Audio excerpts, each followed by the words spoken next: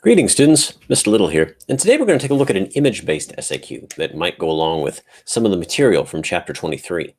So here we actually have an SAQ that's image-based, but comes with two images. Now that may seem a little odd. You might be thinking, don't SAQs normally only have one piece of stimulus? That's true, but you could occasionally see an SAQ that utilizes two different pictures to make a point. So let's see what we have here. It looks like we have two pictures. Now, of course, I always recommend that you examine the stimulus before examining the actual text of the source. Here, however, we do have the exact text of the source, so I'm going to take a brief look at the pictures. The bottom one looks very yellow. Top one looks like it's port. Well, let's see what these are. At the right, we have a painting of the Peter and Paul Fortress in St. Petersburg, Russia. Okay.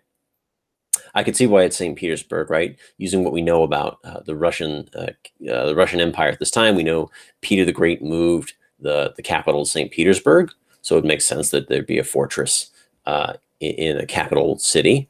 It also makes sense because we know that was like the window on the sea thing, so it makes sense that there are lots of ships in the harbor. It looks like there's a lot of people with fancy dresses walking around. Okay, and then below we have a painting of the gathering of the daimyo in the shogun's castle in Edo. Oh, this is in Japan. Okay, so I know the shogun was the ruler of Japan after the 1600s. This looks like a painting from the 1800s, but I know the daimyo, the daimyo began, the shogunate began roughly in the 1600s. The gathering of the daimyo. So it does look like there's lots of people down here. Right, it looks like they're all filtering into the castle, which looks incredibly vast from this painting. Okay. Lots of people, castle, got some people, a fortress. These are both in capital cities of newly unified states, or well, Japan was newly unified under the shogun. I don't know about Russia, but okay, let's see what the question is. Let's have a look at the question. What is the question for this SAQ? Evaluate the extent to which these documents reflect political changes in the time period 1450 to 1750. Wow, that's a bit broader than you'd be normally used to seeing. But okay, these documents, so both of these reflect political changes in the time period 1450 to 1750. Okay, so political changes, changes in governments, changes in politics. Well, I know that St. Petersburg was a brand new capital built by a monarch who wanted to reform his empire. Edo wasn't a new capital, but the shogun was a new ruler who had control over most of Japan through his lords. So I wonder what else could I point out here. I think Edo was on the coast, but I can't tell for sure if this is ocean right here. This could just be more land. I don't know. This is definitely the sea. St. Peter had his window to the sea. Let's see. Well, what do we got here? So centralization was essential to both of these. I know the shogun was attempting to centralize his rule. His gathering of the daimyo, literally pulling together all of his lords, was a way to keep them all under control. And Peter the Great did similar things in Russia, like he had boyars cut off their beards, and he forced them to learn Western science. But I don't think he forced them to live in St. Petersburg. That would have been something that, like, that's what Louis XIV did at Versailles. You know, I do know that he built St. Petersburg in part to get away from Moscow, as a way to get away from his lords. So it's almost like the opposite. He wanted to get out from underneath his lords, whereas the daimyo wanted to keep all of his lords close.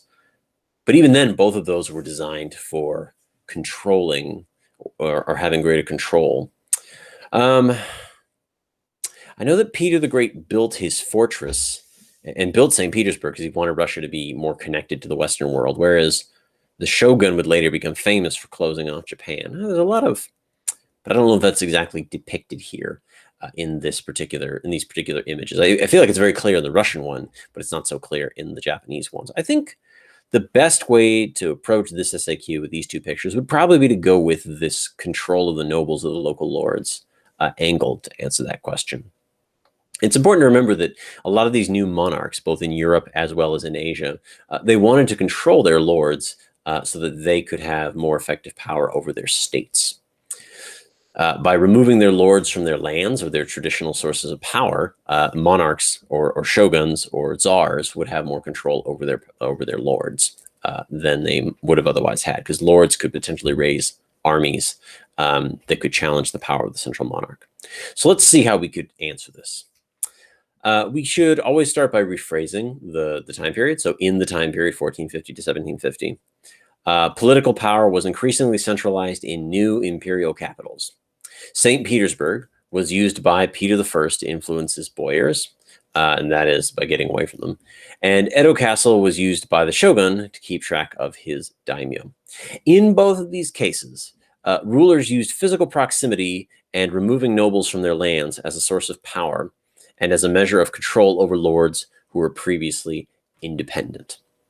So you have your answer about new imperial capitals, you have your evidence with Edo Castle and St. Petersburg, and then you have your explanation about physically removing lords from their lands as a way to control their power.